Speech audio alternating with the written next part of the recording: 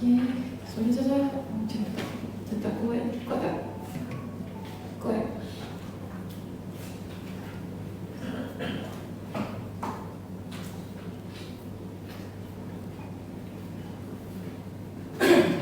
Okey, kita mulakan pengajian kita. Bismillahirrahmanirrahim. Innal hamdalillah nahmaduhu wa nasta'inuhu wa nastaghfiruh wa na'udzu billahi min shururi anfusina wa min sayyiati a'malina. من يهده الله فلا مضل له ومن يضلل فلا هادي له وأشهد أن لا إله إلا الله وحده لا شريك له وأشهد أن محمدا عبده ورسوله أما بعد رب اشرح لي صدري ويسر لي أمري واحلل عقدة من لساني يفقهوا قولي رب زدني علما وارزقني فهما اللهم إنا نسألك علما نافعا ورزقا طيبا وعملا متقبلا.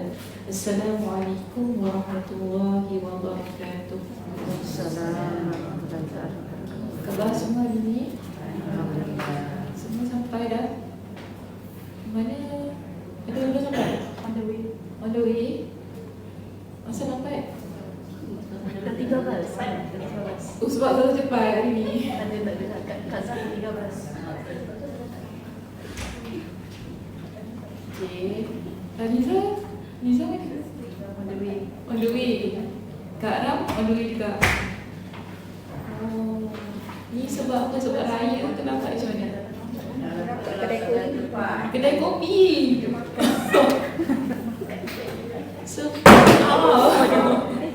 Sempat je. Aku tak sempat sarapan.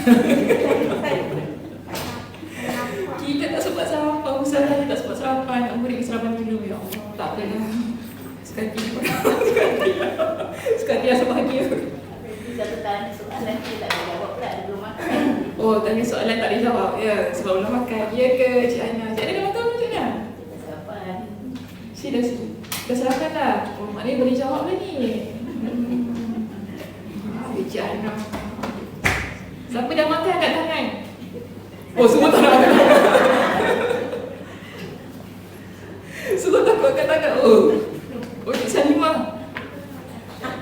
Share. Oh. Tanya soalan Oh. Takut semua. Yang datang lambat je tahu dah makan. Tak ada cakap. Belum. Kurang je lah.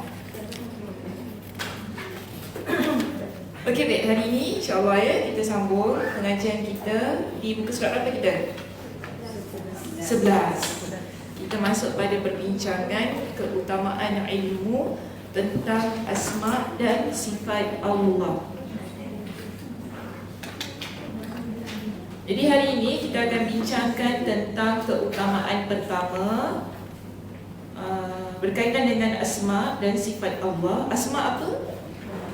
Nama-nama. Dan sifat Allah. Okay, bismillah, kita baca. Tidak diragukan lagi bahawa ilmu tentang asma dan sifat Allah adalah ilmu yang termulia di antara ilmu-ilmu syariat.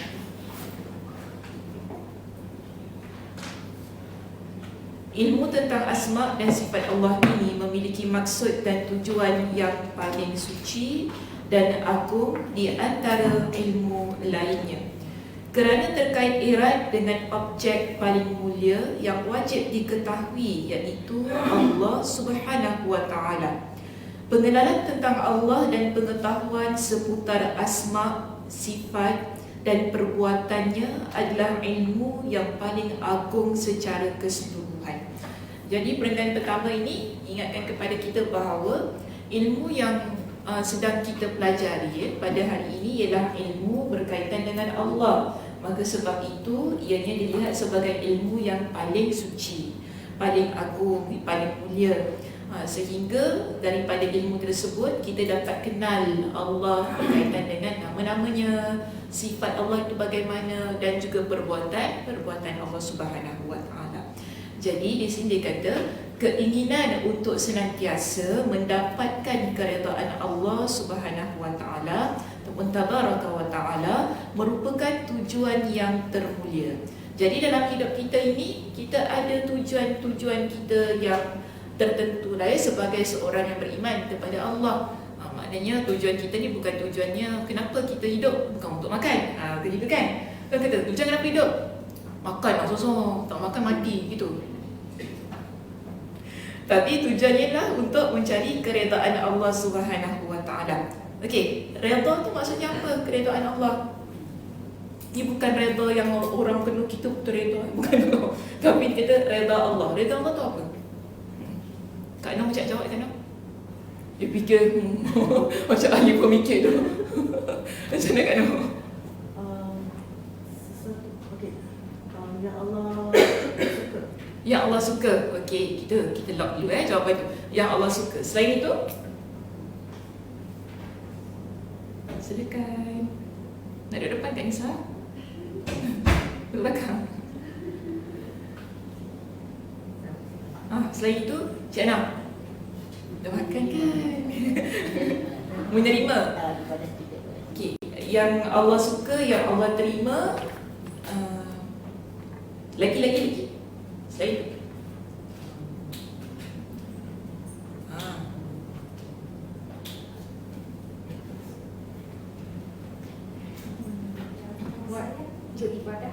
Yang beribadah. Yang beribadah. Okey, tadi apa kakak kata? Yang Allah sayang, yang Allah terima tadi kan. Yang Allah suka, yang Allah sayang. Suka sayang sama tak? Oh sama. Dan boleh membawa kecintaan. Bawa kepada kecintaan, amal ibadah. Oh, 5 tu je. Confirm? Confirm. Rahmat Allah. Bermakna kalau kita kata tujuan hidup kita ini adalah redha Allah,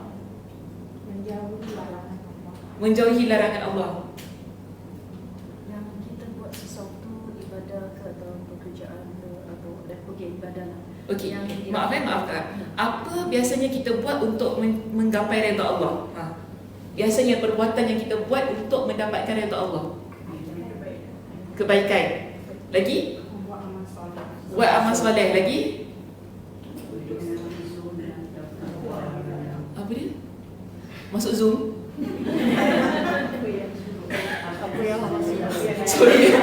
Sorry saya ni banyak bintang kat kepala ni. Jadi cakap kena terang sikit.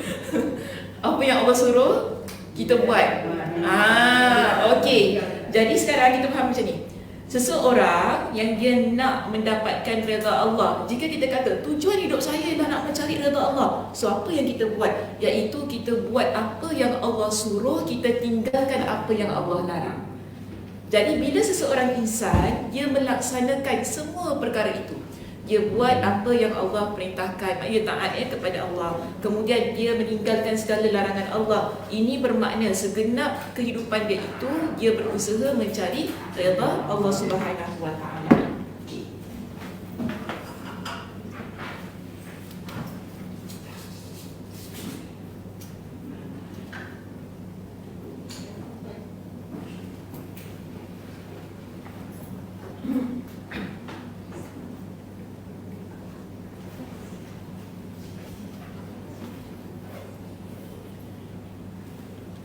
Redha Allah itu ada pada setiap perkara-perkara yang baik yang kita buat dalam kehidupan, terutamanya berkaitan dengan amal ibadah. Jadi kalau kita lihat pada silakan.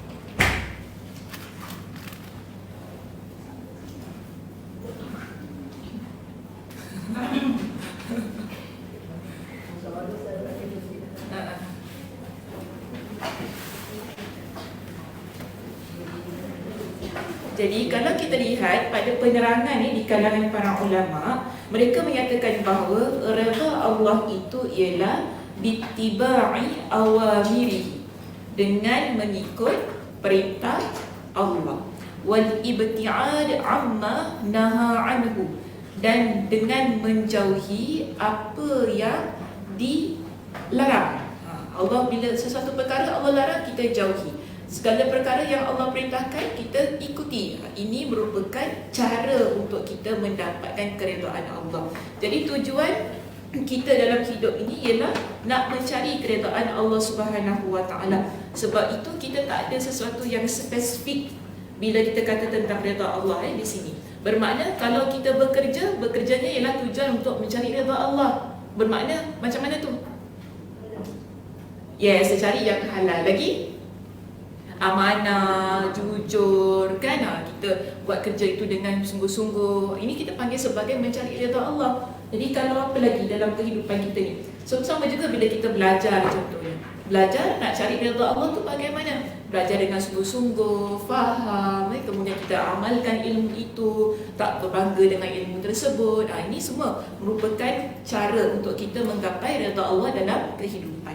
Baik, seterusnya, yang itu poin yang pertama. Yang kedua, beribadah hanya kepadanya adalah perbuatan yang paling luhur, iaitu perbuatan yang paling tinggi. Jadi yang pertama ni kita panggil dia sebagai hal yang berkaitan dengan niat kita. Okey? Yang ni.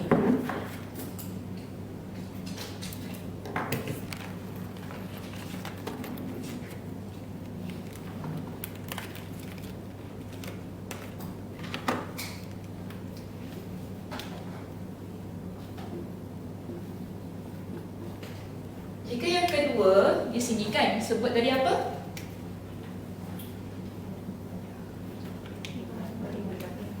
Okey. Dari sudut perbuatan, perbuatan kita ialah beribadah hanya kepada Allah. Maknanya apa? Solat, lagi Puasa, sedekah. jawapan kira. Solat, puasa. Lagi. Pergi haji. Macam kena kakak lah soalnya. Ikut apa yang Nabi ajar. Cuma di sini kita ada perkataan ni, hanya kepada Allah. Itu maksud saya. Saya tak tanya tentang ibadah itu apa. Saya kata beribadah hanya kepada Allah itu apa. Beribadah hanya kepada Allah, apa maknanya? Tidak melaksanakan perbuatan yang mensyirikkan Allah.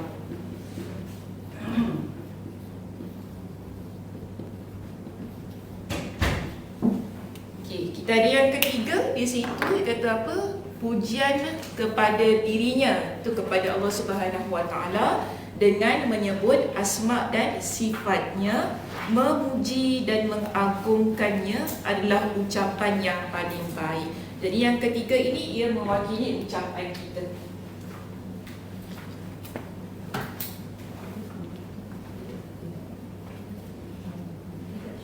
So ini tujuan hidup, niat. Okey, apa yang ada dalam hati kita. Kemudian perbuatan apa dia, itu ibadah hanya kepada Allah. Dan ucapan di sini kata apa tadi? Pujian kepada dirinya. Okey, ini kita panggil sebagai zikir. Zikir yang menghiasi ucapan kita itu adalah ucapan yang paling baik, dia kata. Yang mana dalam ucapan ini mengandungi pujian kepada Allah Subhanahu Wa Taala, menyebut asma dan sifatnya, memuji serta mengagungkannya. Okey, apa contoh zikir kita yang ada nama Allah ini? Asma Allah. Kalau setiap hari kita zikir apa dia? Subhanallah.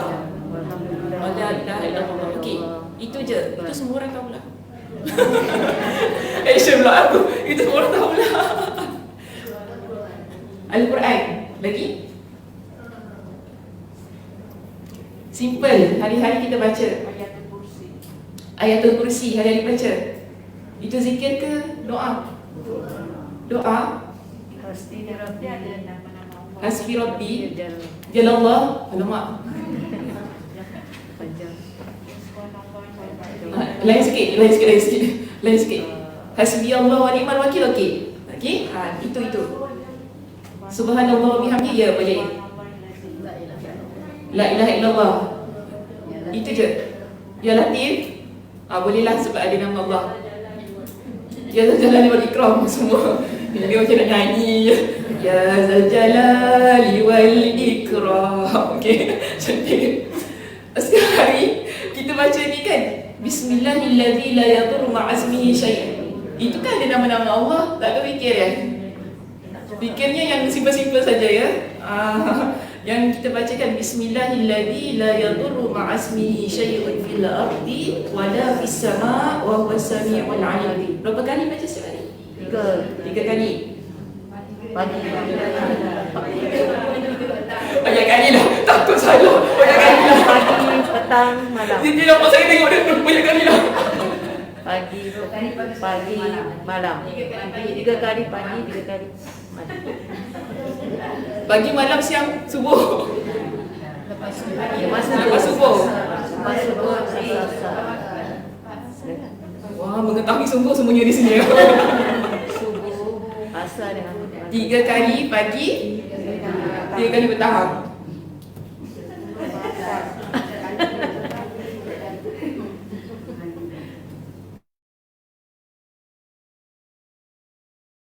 Betul. Tak salah. Saya saja tanya kan. Tak tengok juga ni bila Amal tiba-tiba kan lepas tayang pula. Selepas sekian bulan dia baca kan. 3 kali pagi, 3 kali petang. Kenapa amalkan tu? Apa dalilnya? Ada dalil tak? Nabi. Sekejap di sini. Kita, bila kita nak mengamalkan sesuatu, kita kata ada bilangan, dia mesti ada dalil. Okey? Kita nak beramal 3 kali pagi, 3 kali petang. Kenapa 3 kali pagi petang? Siapa cakap? Nabi Rasulullah. Siapa cakap? Mak cakap. Okey. Mak cakap, mak ambil daripada mana? Kita nak kena tahu. Okey. Mak cakap daripada mana kan? Mak ambil daripada mana amalan tu? So kita nak kena tahu perkara-perkara yang begini. Dia tak boleh sembarang-sembarang. Sebab ini agama. Lagipun ia zikir. Kan zikir ni ibadah. Dalam hal ibadah ini, apa kita buat, dia mesti ada dalil. Okey, kena ingat itu. So sekarang tadi kita katakan 3 kali pagi, 3 kali petang. Siapa cakap? Mak cakap. Okey, mak dapat dua-duanya. Mak kata, entah tak apa, nenek kau cakap. Apa nenek dapat daripada mana mak? Entah, nanti tanya nenek. Nenek dah meninggal. Nenek dah meninggal, aku kubur aku tanya nenek kau. Nenek dah meninggal. Tak, saya ada dalil ni lah yang Nabi SAW ajarkan kepada kita. So, kita faham di situ bahawa ini adalah zikir yang mengandungi asma Allah itu tadi kan. Yang ada nama-nama Allah, sifat-sifat Allah, perbuatan Allah pada zikir tersebut yang ada dalilnya. Hadis riwayat Imam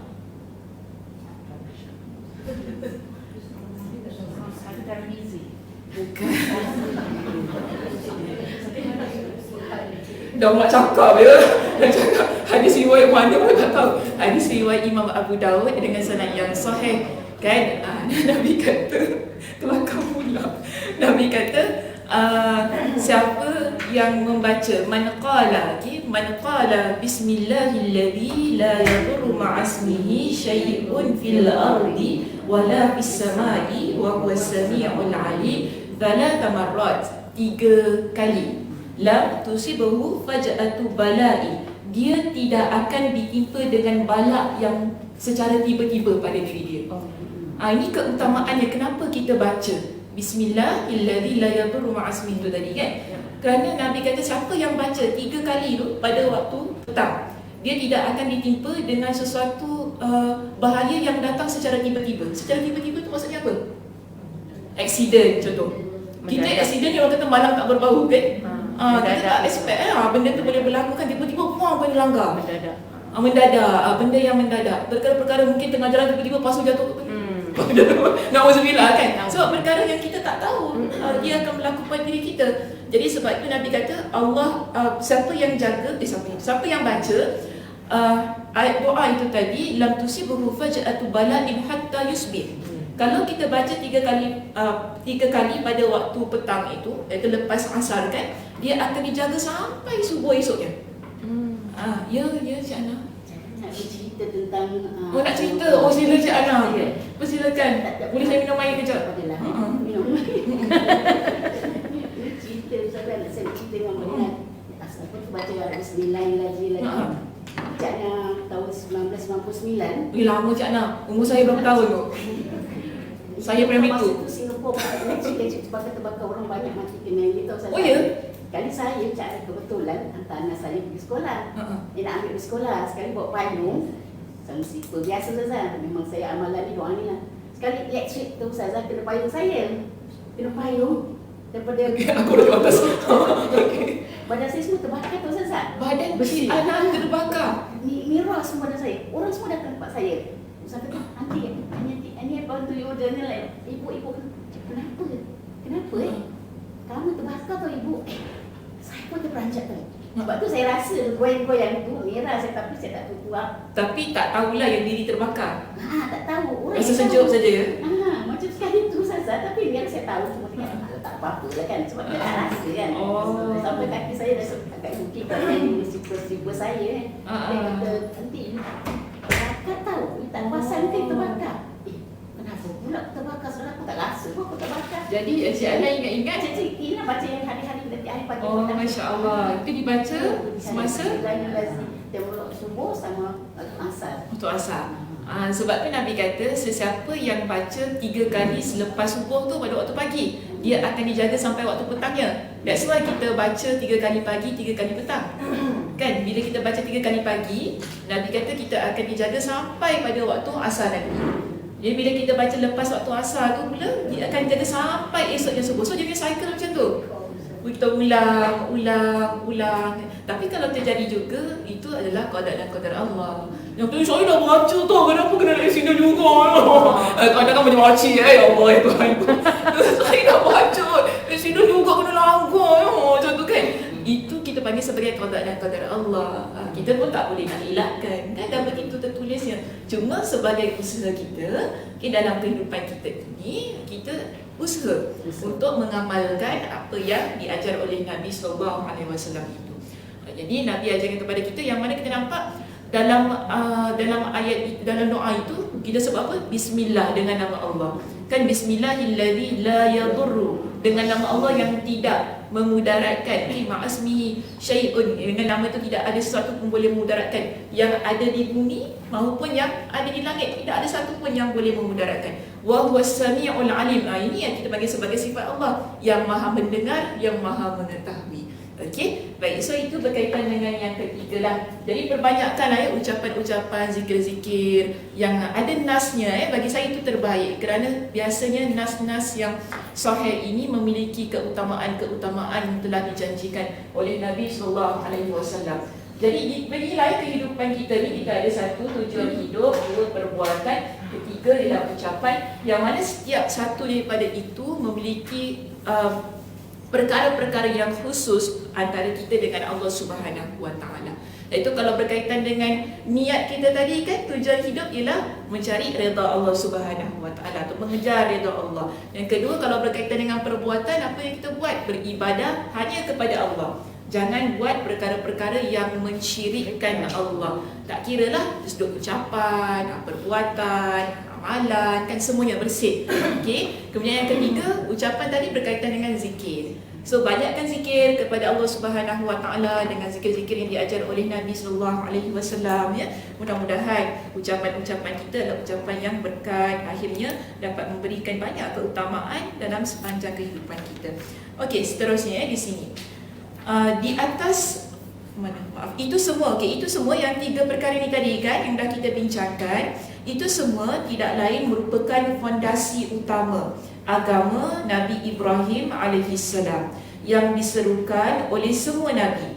Di atas fondasi itulah semua dakwah, seruan, nasihat dan penjelasan para nabi menyatu padu. Jadi yang 3 perkara ni kan, ni semua kita kata asas dalam agama kita yang dibawa sejak pada zaman Nabi Ibrahim tadi.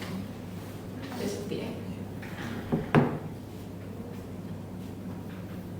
Tiga ni semua kita panggil sebagai asas pada agama. Yang awalnya ialah didakwahkan oleh Nabi Ibrahim alaihissalam. Dan ini merupakan perkara yang menjadi asas juga pada seluruh dakwah para nabi. semua para nabi hinggalah kepada Nabi SAW. Ketiga perkara ini menjadi tunjang bagi pergerakan ataupun bagi dakwah yang dilaksanakan oleh para nabi. Yang mana tadi kata mulanya adalah daripada Nabi Ibrahim alaihissalam. Dan bahkan tema seputar ketauhidan itu menjadi salah satu dari pokok pembicaraan. Pokok tu maksudnya main topic, okey, daripada yang paling agung dalam dakwah mereka sejak nabi yang pertama hingga nabi penutup akhir zaman, iaitu Nabi Muhammad sallallahu alaihi wasallam. Dan di sini diberitahu kepada kita ada 3 perkara yang menjadi intipati dakwah para nabi dan rasul. Semua nabi dan rasul diutus untuk satu, mengajak manusia kembali kepada Allah dengan objek yang paling mulia yang wajib diketahui, iaitu Allah Jalla wa'ala. Yang kedua, menjelaskan kepada umatnya cara kembali kepadanya. Dan ketiga, memberitakan kepada mereka keadaan orang-orang yang telah berhasil kembali kepada Allah. Inilah 3 dakwah utama terpenting yang disampaikan melalui lisan para rasul kepada umatnya masing-masing. Jadi 3 tadi, pertama ialah para nabi, mereka ni akan mengajak manusia kembali kepada Allah, iaitu yang paling mulia kita ketahui, Allah Subhanahu wa taala. Ini berlaku bila biasanya?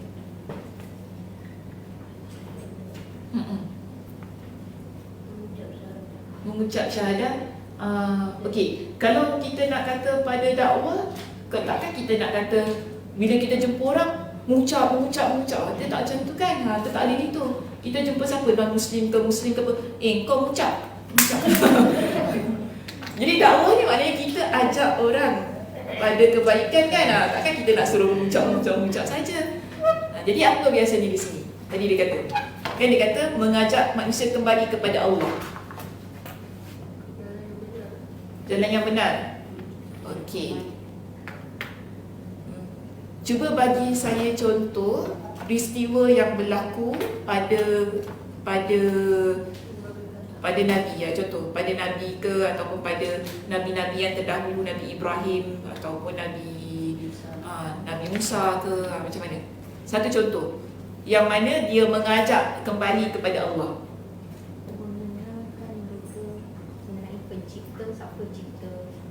Contoh peristiwa bagaimana? Yang mana satu? Mengenalkan mereka kepada pencipta. Okey. Contoh ada tak yang kakak ingat kes-kes ataupun peristiwa-peristiwa yang boleh kita apply untuk konteks ni?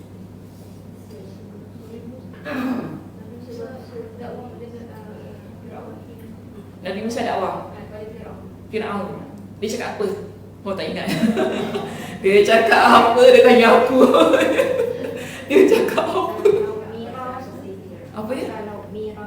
Laut Merah. Okey, itu dakwah ke itu mukjizat? Okey, itu mukjizat. Sekarang ini bila kita kata para nabi dia mengajak kembali kepada Allah, bermakna ada perbuatan yang salah dilakukan oleh umat mereka.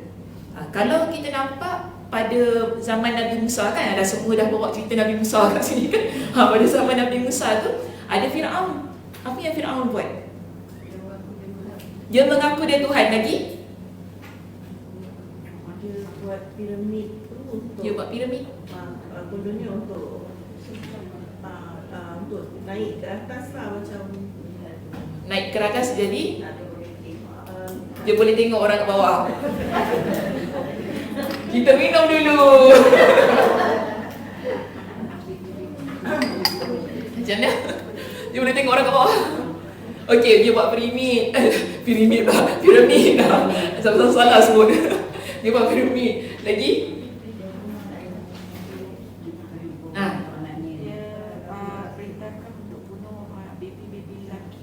Dia perintahkan bunuh baby lelaki. Semua baby lelaki ke?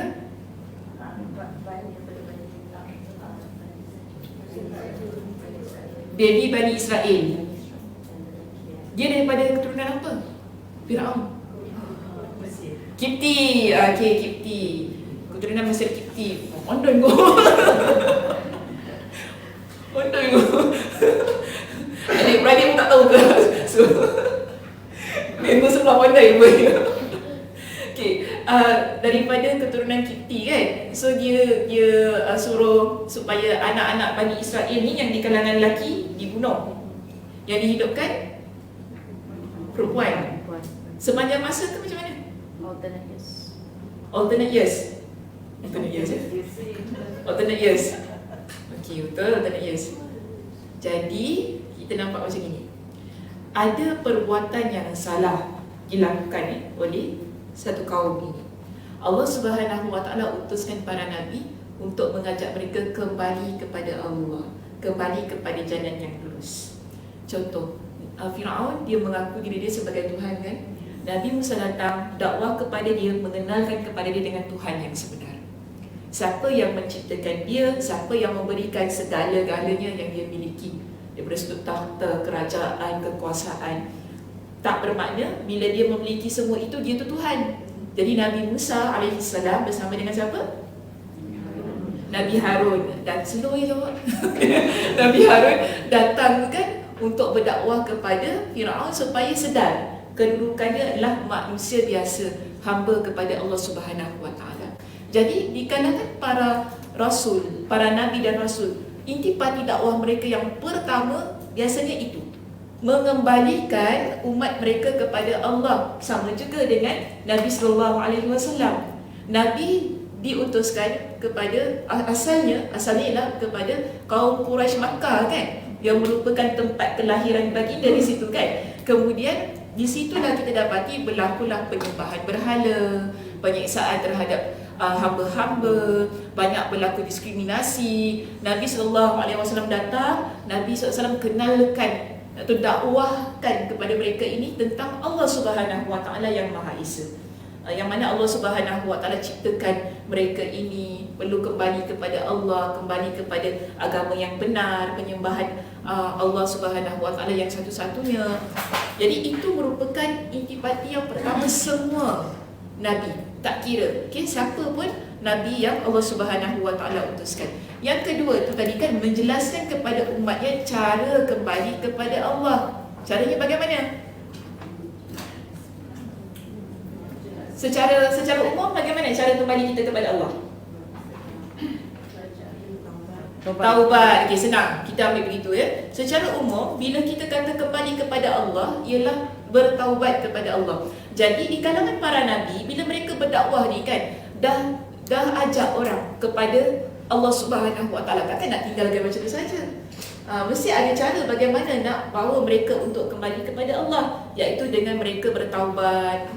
Kalau mereka dah keluar daripada agama tu kan nak kena mengucap kembali yang mengaku. So kita nampaklah dalam hal-hal yang begini, kalau kita nak apply pada konteks kita dalam kehidupan kita ni, apa pun perbuatan dosa yang kita buat, ianya perlu menjadikan kita seorang muslimah yang kembali kepada Allah Subhanahu Wa Taala dengan bertaubat kepadanya itu tadi. Dan itulah yang diperintahkan oleh Nabi SAW kepada mereka yang ada melakukan kesilapan. Baik, yang ketiga, intipati dakwah pada Nabi dan Rasul ialah memberitakan kepada mereka keadaan orang-orang yang telah berhasil kembali kepadanya. Itu maksudnya bagaimana? Mana Kak Ram? Senyap je kat ujung tu, tengok ujung. Jadi kan saya tak nampak dia tau. Nampak. Macam mana tu Kak Ram, nombor 3? Nombor 3. Nombor 3. Ya, nombor 3. Takkan nombor 4 pula. Macam mana tu?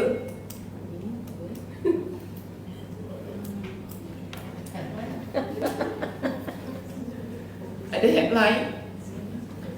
Liza, cepat Liza.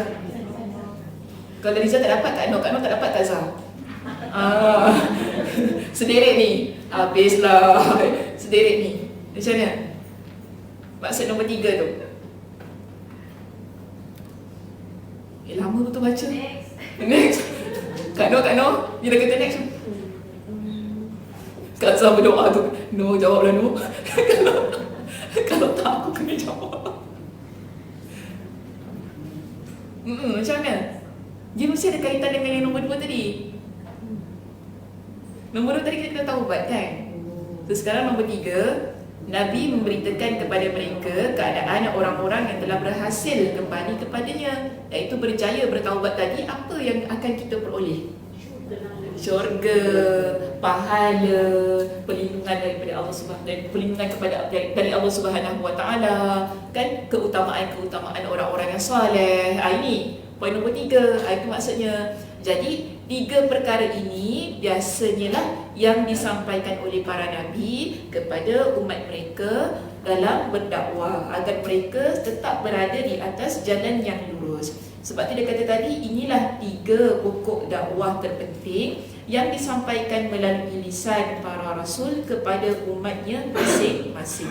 Baik, terkait hal ini, Imam Ibnul Qayyim Al-Jauziyah rahimahullah berkata, dakwah para rasul itu fokus pada 3 perkara.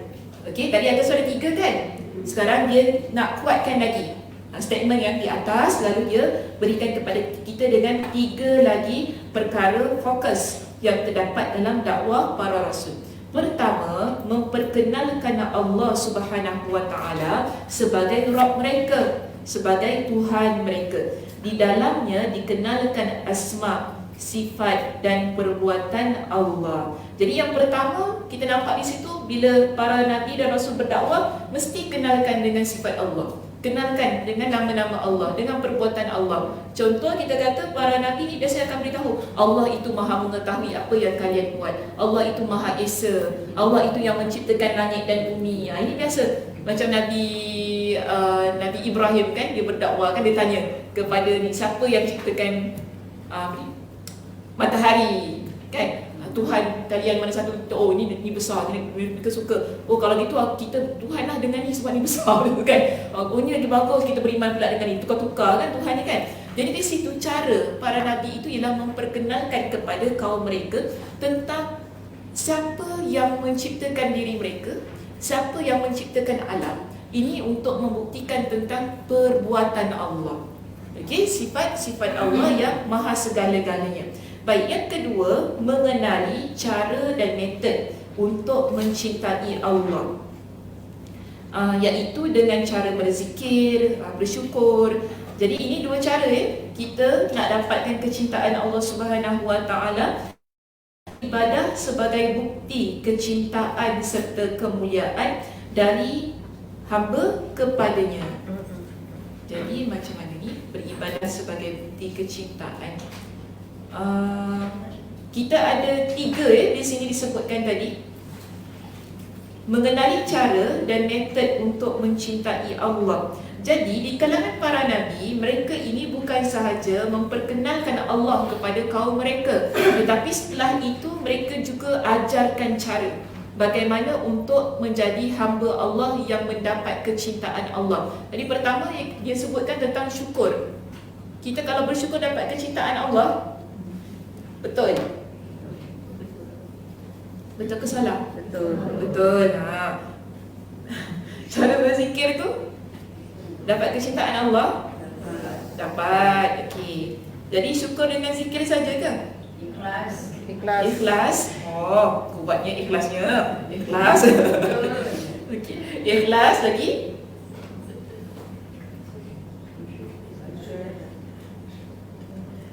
Tu ada tu yang ketiga, kenapa tak sebut?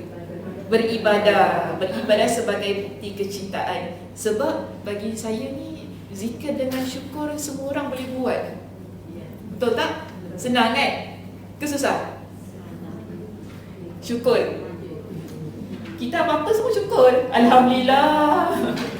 Alhamdulillah dia jatuh. Senang kan? Baru faham saya. Senang, kita apa-apa kalau kita nak ucap Alhamdulillah ni senang aja. Semua orang dia bersyukur kan. Kadang benda-benda maksiat pun dia bersyukur kepada Allah Subhanahu Wa Taala. Itu kadang-kadang masalahnya kita. Kemudian kalau berzikir itu mudah juga. Dan kita cakap Astaghfirullahalazim, budak ni berzikir juga kan, senang. Tapi ibadat susah. Orang boleh bersyukur, boleh berzikir, Tapi ramai orang susah nak jaga solat. Nampak? Kan ada orang solat on off. Contoh macam tu. Kejap solat, kejap solat. Susah nak jaga ibadah. Ada orang dia boleh macam mana kan, bersyukur, berzikir, tapi susah untuk dia bangun malam. Ini kita panggil sebagai ibadah. Namun nak mendapatkan kecintaan Allah, kan Nabi kata dalam sebuah hadis qudsi, Allah Subhanahu wa taala berfirman, Allah kata, "Wa ma taqarraba ilayya," dan tidaklah seorang hamba itu, ilayya abdi, seorang hamba itu dia mendekatkan diri dia kepada aku bi syai'in ahabba ilayya mimma aftaradtu, dengan apa yang aku fardukan. Kita nak mendapatkan kecintaan Allah, pertama sekali yang perlu kita buat ialah perkara-perkara yang wajib. Ini sebab itu Allah kata orang yang dia nak dekatkan diri dia kepada aku, iaitu kepada Allah, dia nak mendapatkan kecintaan tu kan, dia tidak boleh melainkan dengan dia buat perkara-perkara yang fardu. Juga Allah tak sebut itu saja, bahkan Allah kata apa, wa ma yazalu 'abdi yataqarrabu ilayya bin nawafil hatta uhibba. Dan tidaklah orang itu yang dia tu sentiasa mendekatkan diri dia kepada Allah dengan perkara-perkara sunat, perkara-perkara sunnah tu kan, sehingga uhibba, sehingga aku mencintai dia. Jadi ada dua perkara penting tau sekarang ni yang kita tak boleh tinggalkan. Kalau kita tadi kata kita nak mencari keredaan Allah kan, keredaan Allah, siapa yang dapat keredaan Allah, kita kata confirm dia mendapat kecintaan Allah Subhanahu wa taala. Jadi dia ada dua perkara yang tak boleh kita tinggal. Satu, perkara fardu, solat wajib kita, kan perkara-perkara wajib lah yang semua orang buat. Ramai orang buat perkara tu yang orang tak nafikan. Ada orang tahu benda wajib tapi tak buat. Tu kan kadang tu masalah juga. Aku tahulah solat wajib, tak payah cakap lah kan. Tak payah nak sekolah dengan aku tahu kau tak payah cakap semua ni. Aku tahu tutup aurat wajib, tak payah cakap. Macam tu kan, ada orang dia sensitif. Tak boleh dia sensitif. Dia sensitif. Tak boleh sebut-sebut. Betul-betul. Betul-betul kan. Tak boleh ajar dia. Tak boleh sebut-sebut pun, jangan cakap pasal tutup aurat. Semua wajib, tak boleh cakap. Aku tahulah. Mak aku dah cakap lah. Kita semua tahu. Cuma kita buat ataupun tidak. Tapi kalau kita benar menjadi hamba Allah yang nak mengejar keredaan Allah tu tadi kan, yang di poin kita yang pertama, yang awal kita sebut tadi kan, dia mesti pertama buat apa yang Allah Subhanahu wa taala perintahkan, itu berkaitan dengan perkara wajib. Yang fardu tu tadi, dia tak boleh tinggal. Melainkanlah kalau dia ada perkara-perkara yang memang kita kata situasi yang mudarat, di situ memanglah dalam agama kita ada memberikan ruang pada perkara-perkara yang sedemikian. Cuma kalau kita ni kata tak ada apa-apa hal yang menyebabkan kita perlu tinggalkan, kita perlu buat wajib perkara tersebut. Tapi dalam masa yang sama, kita tidak boleh juga mengabaikan, meremehkan hal-hal yang sunnah. Hal yang sunnah tu apa? Tadi kita ambil solat kan? Ustazah ni macam berat sangat nak bangun.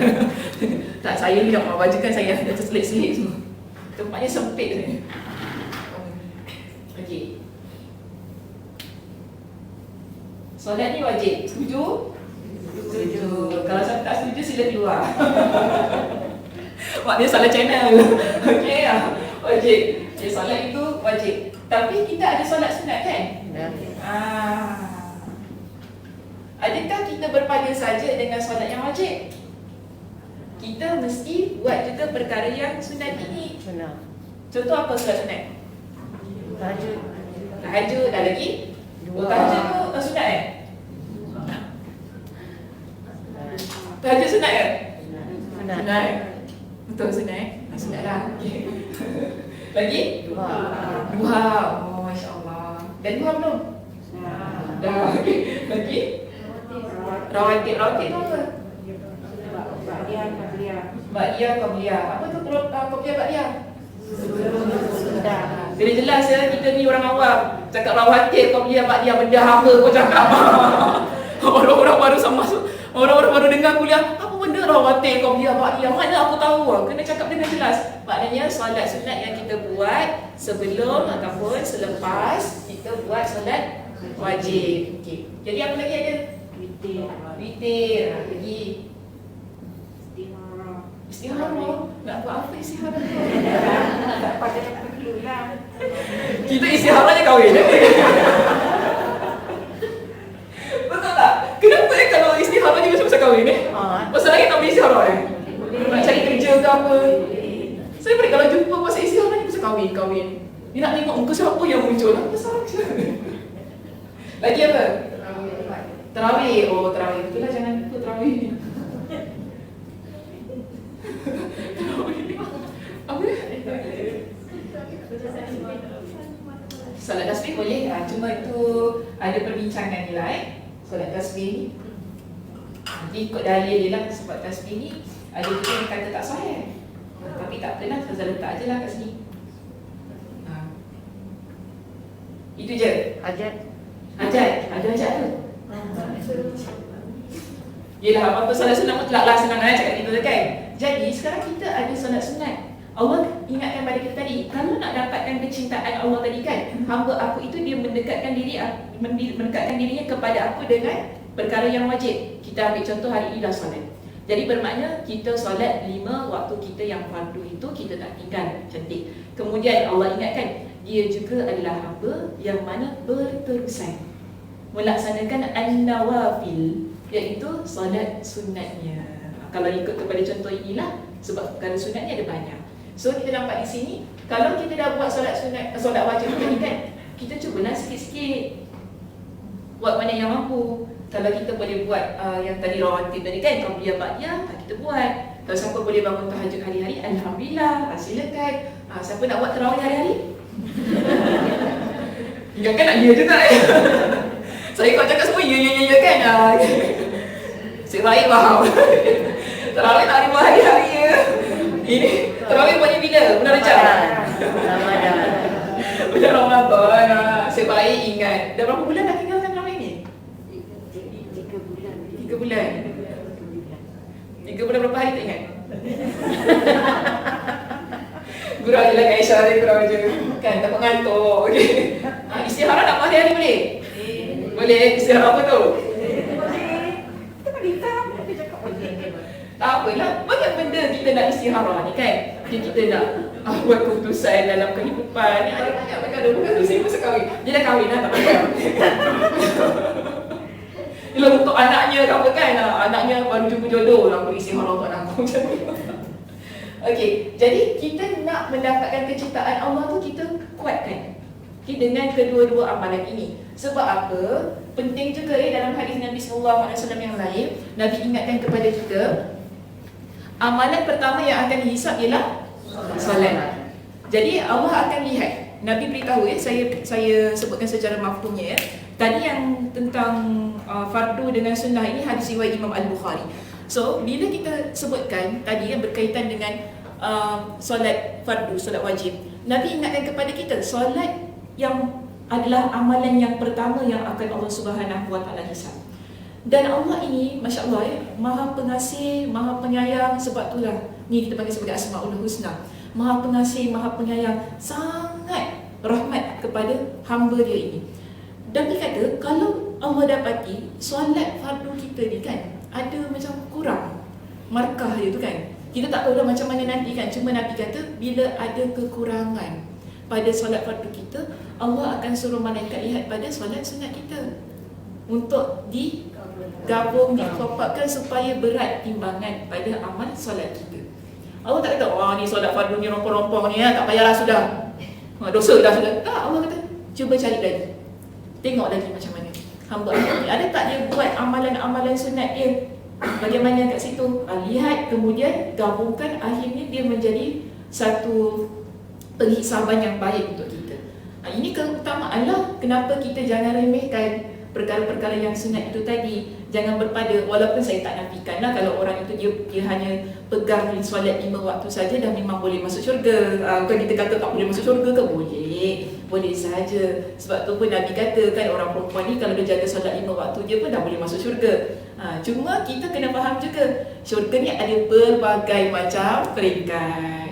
Kita ada syurga yang paling tinggi, paling rendah, pertengahan kan. Kita kalau boleh nak masuk syurga yang paling tinggi kan. Sebab tu kita buat semua perkara-perkara yang Allah Subhanahu Wa Taala redha sehingga kita mendapat kecintaan Allah.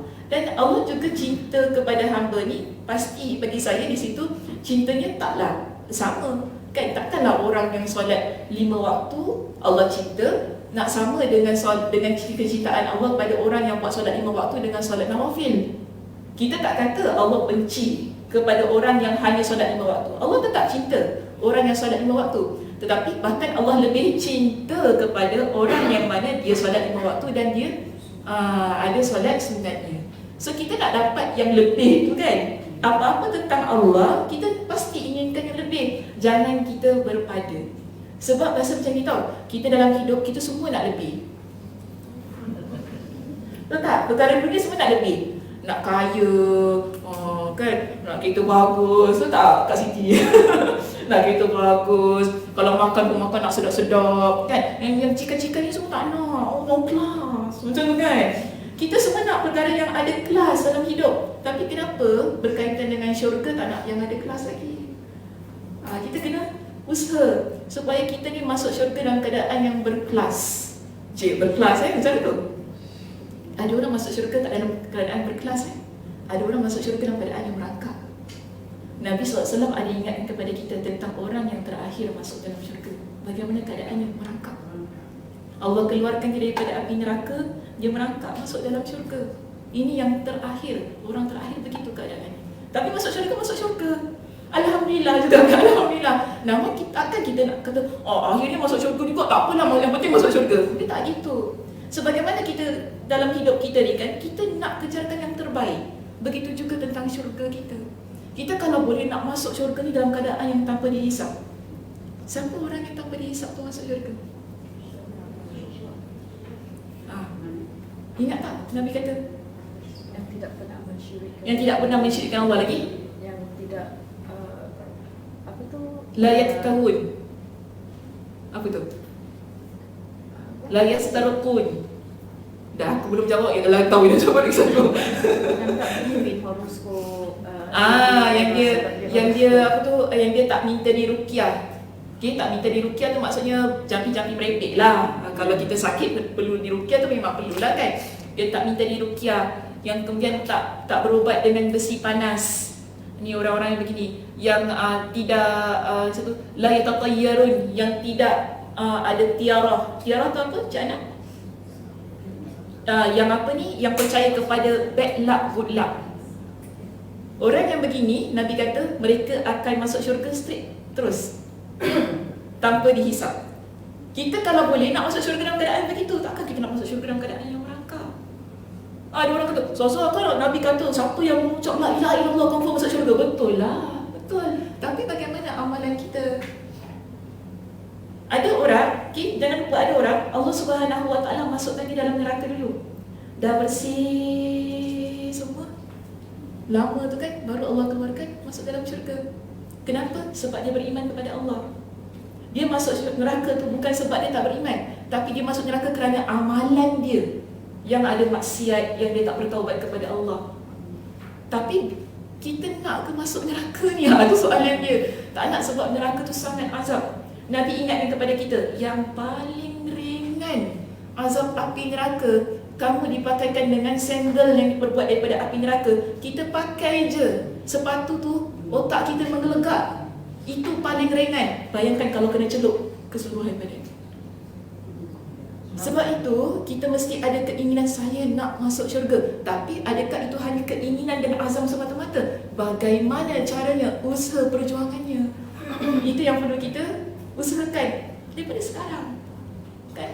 Kita perlu kejar, saya nak syurga Allah. Sebab tu kita menjadi muslimah yang baik, kan? Yang tak mengkhianati orang lain, yang tak cakap pasal orang lain, yang jaga diri sendiri lah, jaga keluarga kita, jaga diri kita. Alhamdulillah. Itu keadaannya. Buat baik banyak-banyak, kan? Jangan ada dengki apa. InsyaAllah orang yang begini Allah Subhanahu Wa Taala akan masukkan dalam syurga dia. Tapi kalau kita masih lagi tak kisah tentang nak masuk neraka tu, persilakanlah. Saya pun tak paksa. Suka hatilah. So kadang ada orang degil. Kita cakap-cakap, tak apa. Yang penting saya puas hati. Nak puas hati macam mana? Kadang-kadang boleh kan? Nak puas hati macam mana kita hidup ni? Apa sangat nak puaskan tu? Nak puas apa sangat hidup ni? Hidup ni sementara. Kita akan tinggalkan. Saya kata gini muslimah. Kita kalau sakit hati dengan seseorang, ataupun macam kita rasa geram sangat-sangat kan, ini semua sementara. Kita kalau mati, kita dah tak ingat lagi dah dengan orang tu. Betul, kita kalau mati, Ada tak ingat siapa-siapa? Contohlah, aku tak ingat lagi dah Sakinah yang sakit kaki, aku tak ingat dah Joya ke Mak Ya apa tu. Marah cik ya tak ya. Sorry atas semua Joya ke dia tu gitu kan. Kita dah tak ingat dah orang yang dulu sakitkan kita tau. Kita kalau dah masuk alam barzah, kita fikir aku dulu amal apa itu je yang kita ingat. Tapi masa kita seorang kat dunia hidup sungguh-sungguh nak sebab sakit hati tu kan, nak puaskan hati kita. Tak payah benda-benda macam ini. Sebab apa? Kita mati dah tak ingat lagi dah siapa sakitkan hati kita, macam mana perasaan sakit hati tu dah tak ingat. Yang kita ingat apa? Amal aku mana? Itu yang kita ingat. Kita ingat tu je. So sekarang kita nak kerja apa? Amalan ke sakitkan hati orang yang orang sakitkan hati kita tu? Amalan. Fokus pada amalan. Sebab tu kadang-kadang bila orang kata, oh saya sakit hati, sampai mati saya ingat. Sampai mati dah tak ingat dah kakak. Mati tak ingat. Kita kalau ingat tentang kematian ni, kita tahu dah macam mana apa yang patut menjadi fokus utama kita ketika kita hidup ni. Kita dah tahu macam mana nak bawa hati kita ni. Kita tahu macam mana kita ni. Sebab apa? Kita dah tadi kita kenal Allah tu bagaimana. Allah itu dia maha pengasih, maha penyayang. Kalau kita dizalimi, Allah tahu kita ni dizalimi. Kita kena ingat itu. Dan Allah takkan biarkan orang yang dizalimi. Kalau mungkin kita rasa kenapa sekarang ni kan Allah macam seolah-olah tak berikan jalan keluar untuk saya. Seolah-olah kita rasa macam kita hidup menderita je. Kenapa Allah tu tak dengar doa kita? Bukan begitu. Pasti ada sesuatu yang Allah nak berikan pada kita. Di alam barzakh, di akhirat kelak, masuk dalam syurga. Okey, kita fikir macam itu. Alhamdulillah. Kan? So, bila kita hidup ni, kita fokus pada amal ibadah kita, kita fokus kepada amal soleh kita. Kita nak jadi muslimah yang baik. Yes, ikhlas sudah. Okey lah, kata sakit hati memang sakit hati lah kan. Tapi sikit-sikit lah. Sikit-sikit lah kita kan. Saya pun sakit hati. Kita macam bencinya ni, dunia apa. Biasalah, kita lagi orang perempuan ni, dunia sakit hati ni tak tahu lah berapa tinggi level. Itu biasa, cuma jangan dibawa. Dibawa-bawa sampai tak boleh tidur 24 jam fikir macam mana nak kenakan dia balik. Macam mana aku nak kenakan dia balik macam mana geram aku tengok muka dia, benci macam itu sekali kita. Dah sudah. Serah pada Allah tak boleh juga. Tak boleh juga. Moga dia dapat hidayah. Dia bukan serah dia. Kita doakan dia. Boleh tak? Boleh, insya-Allah. Insya-Allah tu penting. Moga dia dapat hidayah. Mungkin dapat. Itu doa kita kan. Mungkin dapat hidayah. Sebab kita kena ingat gini.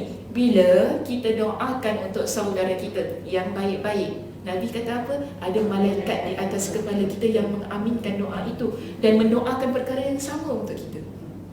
Kita doakan contoh doakan, ya Allah mudah-mudahan dia dapat hidayah, Allah kau berikanlah kesenangan kepada dia. Malaikat aminkan, kita juga akan dapat hidayah, kita juga akan Allah berikan kesenangan dalam hidup kita.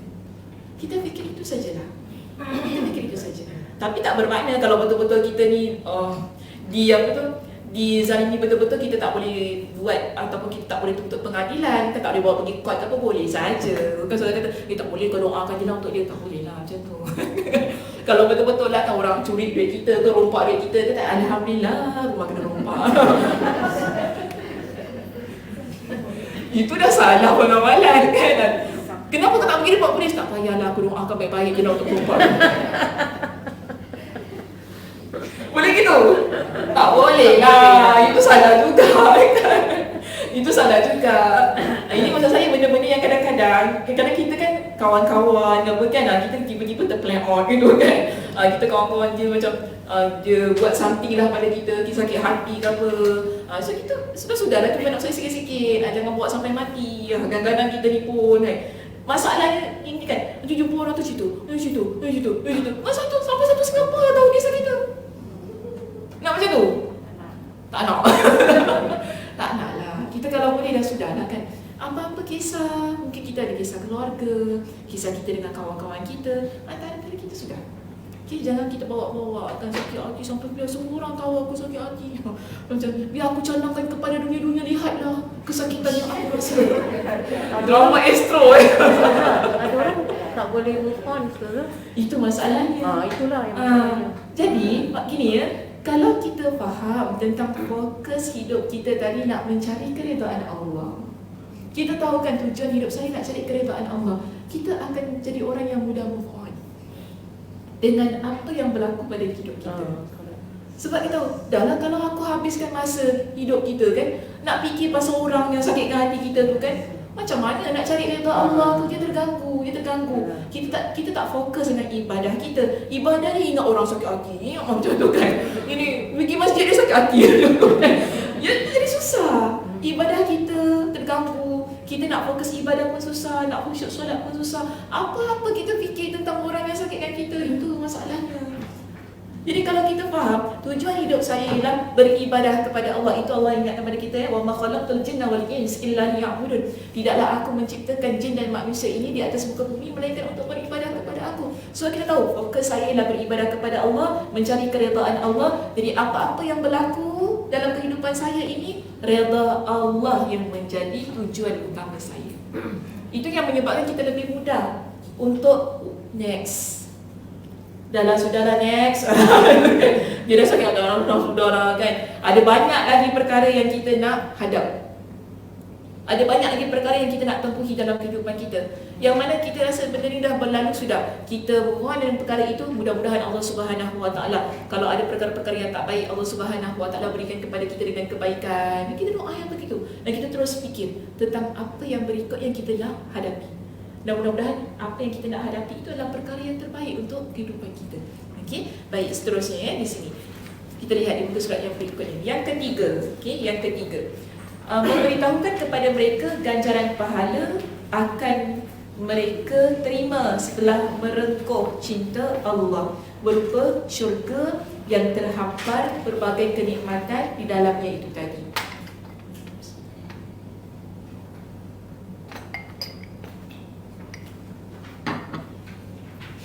Dan yang lebih utama, dia kata, adalah memperoleh keredaannya. Kan? Dia mesti balik pada poin yang pertama tu. Memperoleh keredaannya, melihat wajah Allah yang mulia ini di hari kiamat kelak, ya, serta mendapat ucapan salam dari Allah dan dia berbicara langsung kepada mereka. Okey, nombor 8, Asy-Syawa'iqul Mursalah. Ini kitab rujukannya lah. Yang ketiga ini. Jadi tadi kan yang pertama, lihat dakwah para rasul, bila para rasul sudah memperkenalkan kepada kita dengan Allah Subhanahu Wa Taala, mengajarkan kepada kita dengan cara dan metod untuk mencintai Allah. Dan yang ketiga, para rasul akan beritahu kepada kita apa ganjaran yang akan kita peroleh ketika kita mendapat cinta Allah Subhanahu Wa Taala itu tadi. Dan di sini, okey, boleh catatkan, cuba ambil surah Ghafir ayat yang ke-40. Surah Ghafir ayat yang ke-40 di sini, Allah Subhanahu Wa Taala berfirman, wa man amila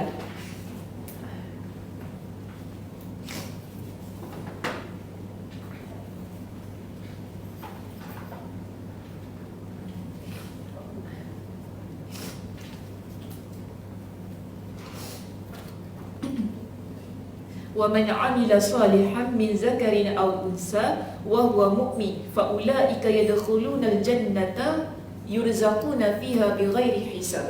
Surah Ghafir ayat 40. Okay, untuk kita kuatkan statement kita pada poin yang ketiga tu tadi, yang mana Allah Subhanahu Wa Taala berfirman, siapa yang dia beramal soleh, tidak kira di kalangan lelaki maupun wanita, wa huwa mu'min, dan dia adalah orang yang beriman kepada Allah. Jadi lelaki dan wanita yang beriman kepada Allah, kemudian mereka ini adalah orang yang beramal soleh, Allah kata apa? Semua mereka ini akan dimasukkan ke dalam syurga. Faulaika yadkhulunal jannah yurzaquna fiha bighairi hisab.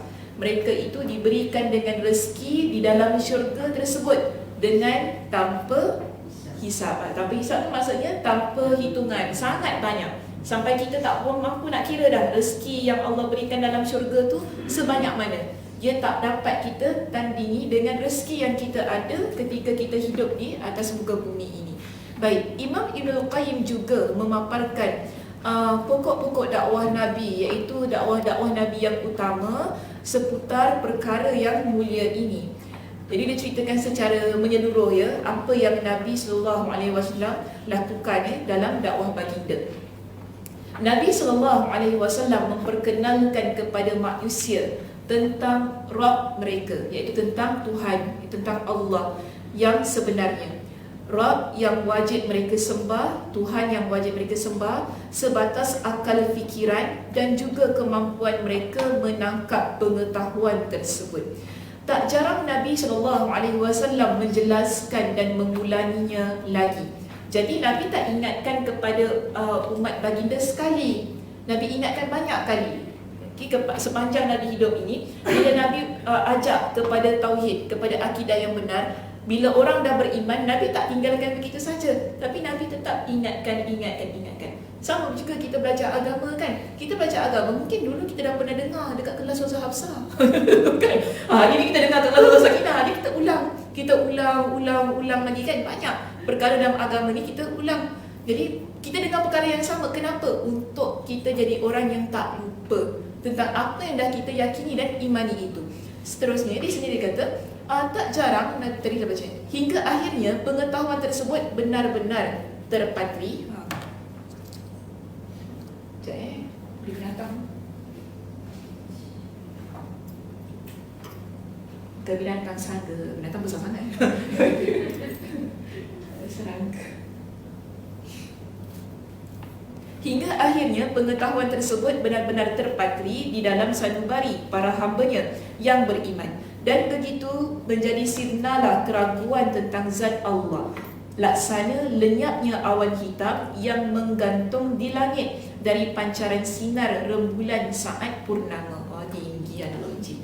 Nabi seakan-akan tidak ingin menyisakan kepada umat baginda rasa ingin tahu lebih jauh kerana telah sempurna penjelasannya, baik dengan bertanya kepada umat sebelum mereka maupun kepada generasi setelahnya.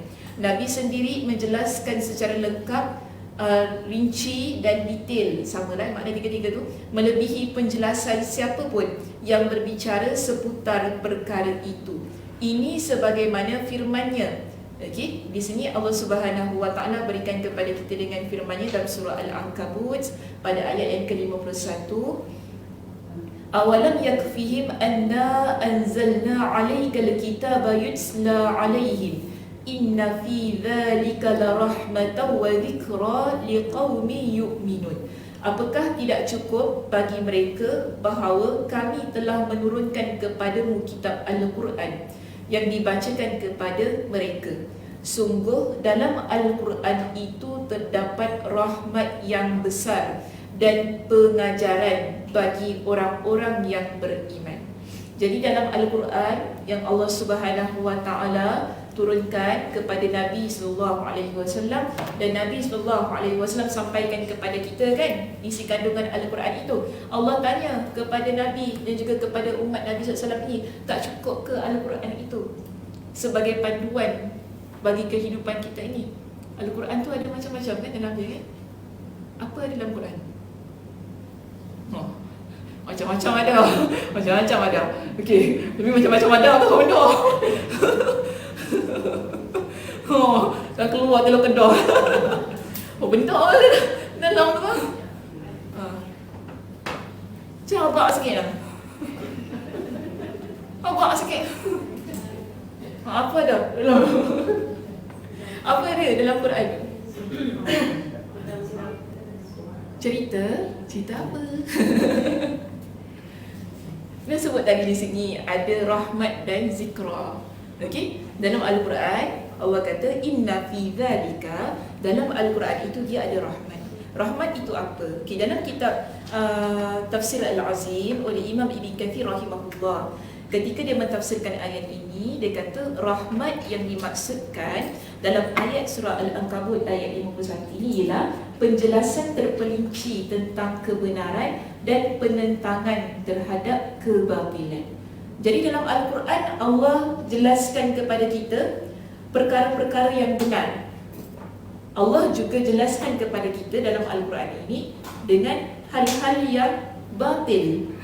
Jadi kita tahu buruk, baik itu bagaimana. kedua-duanya dijelaskan dalam Al-Quran sebagai rahmat bagi diri kita ini, umat Nabi SAW.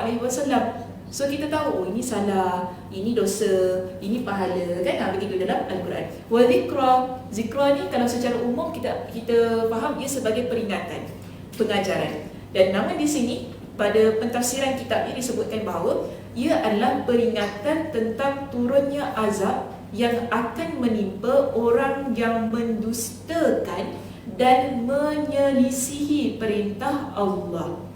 Jadi Allah berikan kepada kita dengan peringatan, siapa yang dia langgar perintah Allah, siapa yang tak nak ikut perintah Allah, kan? Siapa yang dia kata syurga neraka tu tak betul, ni semua kan, maknanya dia tak beriman lah dengan apa yang dimuatkan dalam kitabullah itu tadi, maka Allah akan berikan kepada dia dengan azab. Ini maksud zikra ni dalam ayat ini.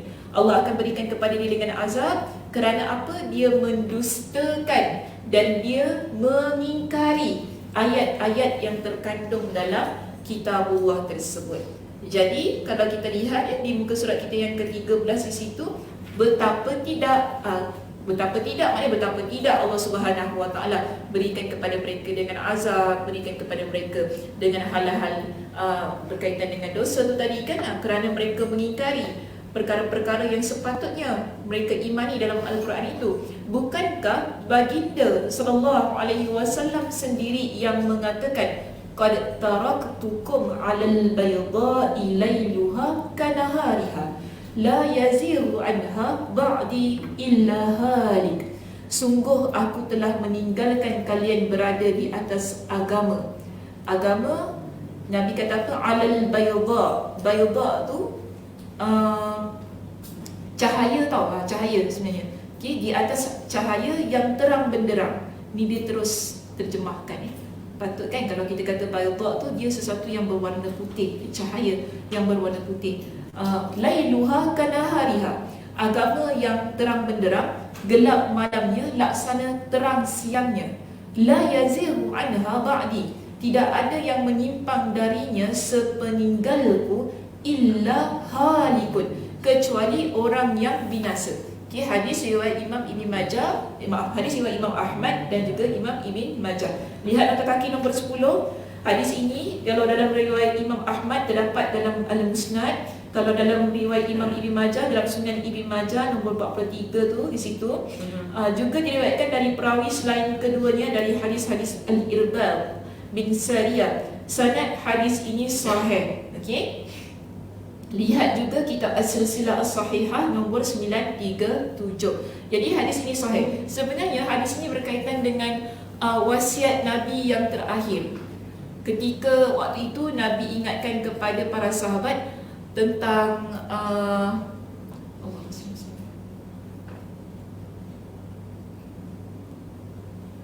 siapa ingat hadis ni? Kalau saya tak ingat, siapa lagi nak ingat? Subhanallah. Hadis apa tu? Yang gigitlah sunnah dengan gigi geraham, siapa ingat? Addu alaiha bin nawajis. Depannya apa? Depannya apa?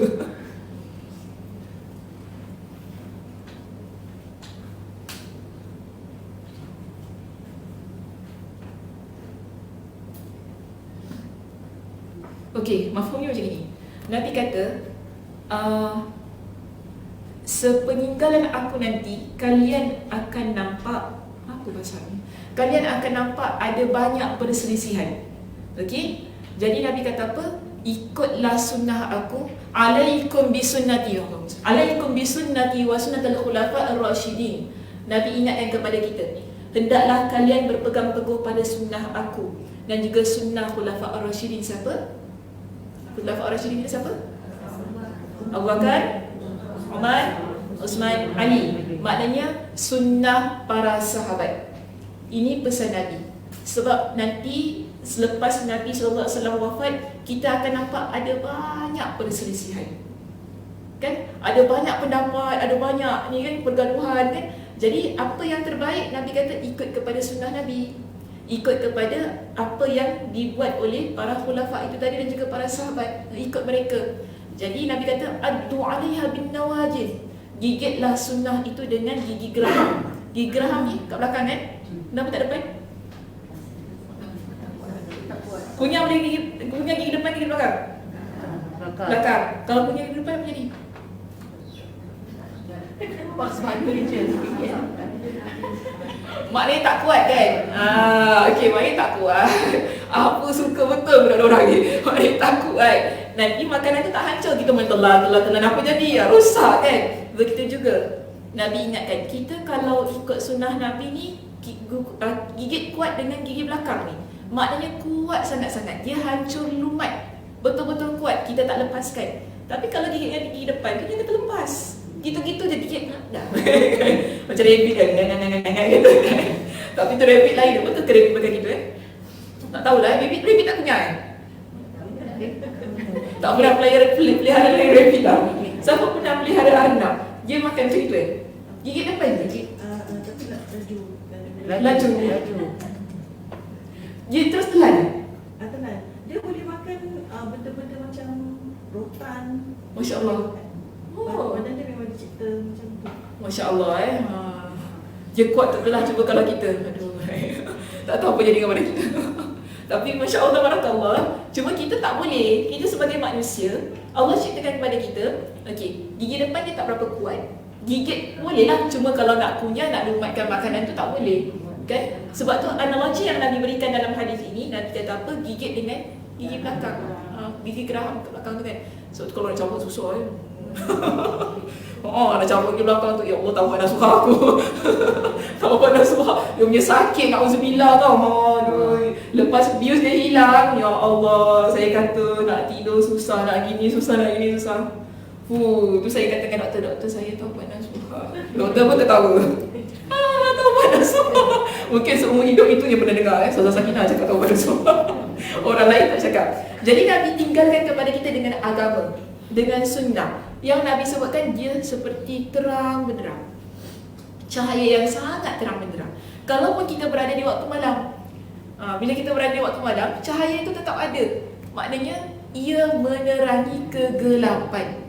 Apa dia? Agama Islam kita, sunnah Nabi SAW tadi. Dan Nabi kata apa? Siapa yang menyimpang darinya, tidaklah melainkan orang itu dia akan binasa.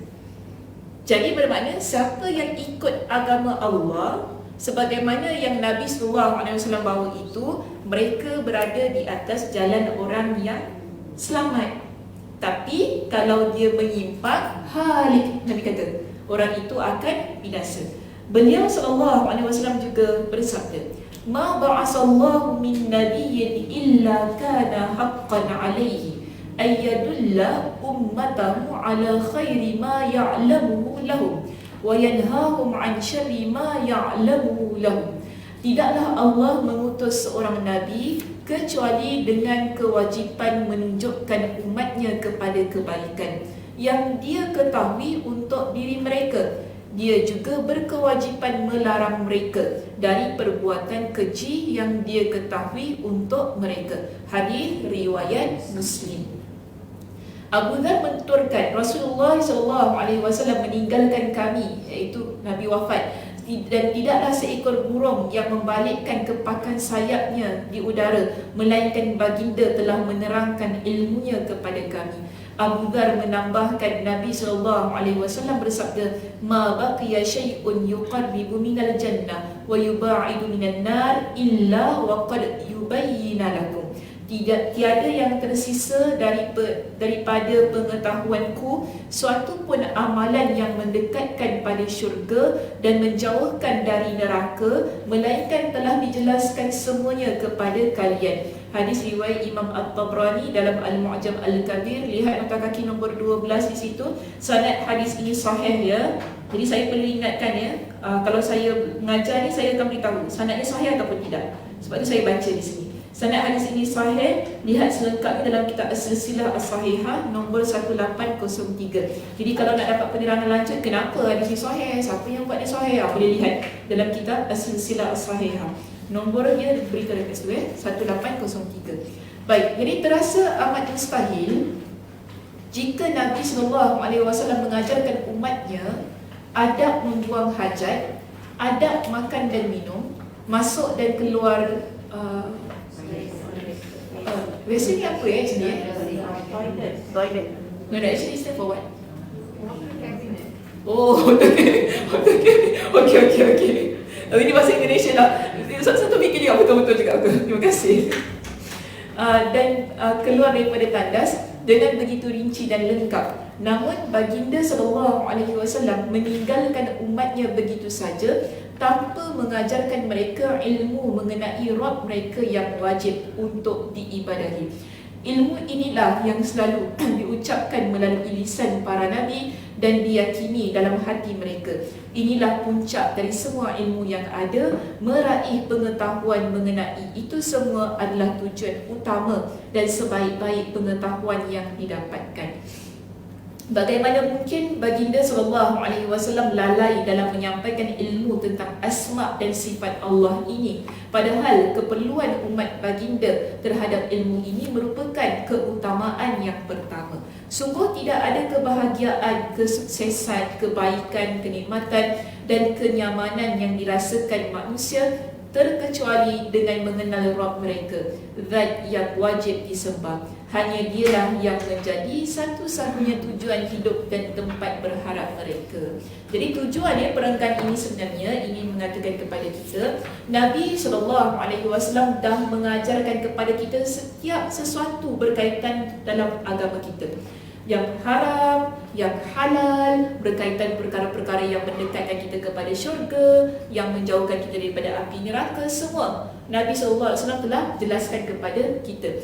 Jadi di sini kalau tentang hal-hal masuk tandas, Nabi dah beritahu kan, hal-hal berkaitan tentang makan, minum, buang hajat, semua Nabi perincikan. Pasti Nabi SAW telah mengajarkan kepada kita berkaitan ilmu Asma'ul Husna itu tadi. Sebab tu di sini nanti akan kita bincangkan berkaitan dengan hadis-hadis Nabi SAW ya, yang menyebutkan bagaimana cara Nabi mengajar umat baginda tentang Asma'ul Husna. Sebab memanglah Nabi tak kata aku ajar orang Asma'ul Husna ni, Nabi tak kata gitu. Tetapi ada banyak dalam ucapan-ucapan Nabi itu, bila kita baca, oh rupanya di sinilah Nabi ingatkan kepada kita yang Allah tu maha melihat, Allah tu maha mendengar, Allah tu maha mengetahui, daripada ucapan-ucapan Nabi. Okey, itu sahaja perbincangan kita pada pagi ini. Apa pengajaran yang boleh kita dapati? Yang pertama, sepanjang perbincangan ini, satu, Kak Ram. Suka kacau dia. Kak Ram, syurga itu mahal, Masya Allah, tabarakallah. Okey, yang pertama, syurga itu mahal. Kenapa mahal, Kak Ram? Sebab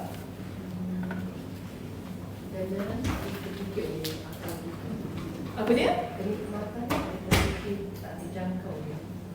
Kenikmatan tak dijangkau oleh manusia.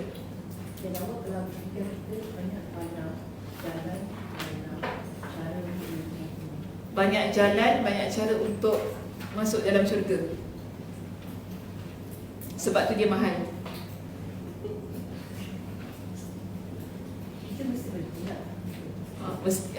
Jihad tu cakap sikit.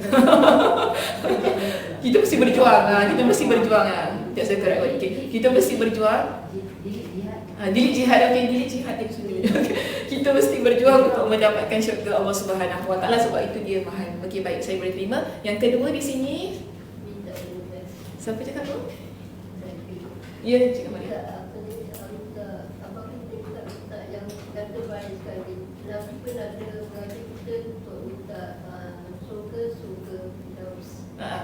Maknanya apa-apa yang kita inginkan, kita aim yang terbaik. Okey, apa-apa yang kita inginkan, kita aim apa sebenarnya? Kita aim lah, tak boleh lah. Sama-sama tak kira. Aim yang terbaik. Maksudnya lebih-lebih lagi berkaitan dengan akhirat kita. Okey, baik. Yang ketiga dan yang terakhir, daripada sini lah, daripada sini. Kak Siti dah muak-muak lah, cepat-cepat sikit. Sial dia. Dah dua dah daripada aku pula sini. Kau sini. Sebelah sini.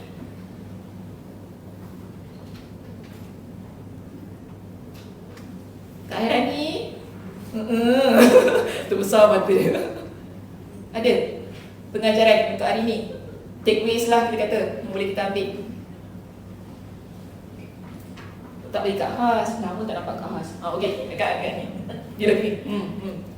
Apa yang Allah semua itu lakukan, Ha. yang Nabi ajarkan, Okey, apa yang Allah Subhanahu Wa Taala suruh, apa yang Nabi ajarkan, kita ikut, insya-Allah kita akan berada di atas jalan yang selamat. Baik, terima kasih semua di atas perhatian, di atas kehadiran. Mudah-mudahan Allah Subhanahu Wa Taala memberkati pertemuan kita. Mudah-mudahan Allah Subhanahu Wa Taala memberikan kepada kita dengan kesihatan, kelapangan masa untuk terus-terusan menuntut ilmu Allah Subhanahu Wa Taala. Saya tutup dengan tasbih kafarah. Subhanakallahumma wa bihamdika asyhadu an la ilaha illa anta astaghfiruka wa atubu ilaik. Assalamualaikum warahmatullahi wabarakatuh.